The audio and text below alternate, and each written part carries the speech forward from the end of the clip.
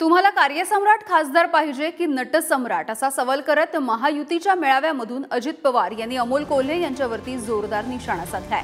त्यांनी आढळरावांच्या प्रचारासाठी हा मेळावा घेतला होता आणि या मेळाव्यामधून अमोल कोल्हे यांच्यावरती टीकेच्या तोफा डागल्या गेल्या।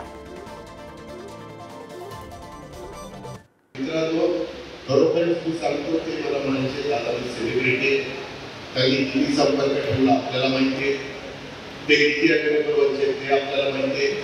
त्यांना अनेकदा त्यांच्या ज्या सिरियल असायच्या त्याच्या संदर्भात शूटिंग असायचं, त्याच्यामुळे त्यांना मुंबईला जायला लागायचं।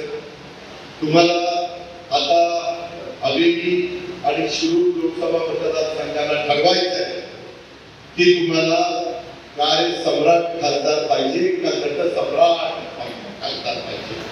तर अजित पवार यांनी केलेल्या टीकेला आता अमोल कोल्हे यांनी सुद्धा प्रत्युत्तर दिलेलं आहे। एक्स पोस्ट त्यांनी केली आणि यामधून त्यांनी प्रत्युत्तर दिलंय। कार्यसम्राट की नटसम्राट माहित नाही, पण स्वकर्तृत्व सम्राट नक्की। 2001 साली सांगा उत्तर सांगा या कार्यक्रमाचा निवेदक म्हणून या वास्तूच्या पायऱ्या चढलो। ते माझे काका अभिनय क्षेत्रामध्ये होते म्हणून नाही, तर स्वतःच्या टॅलेंट आणि कर्तृत्वाच्या जोरावर।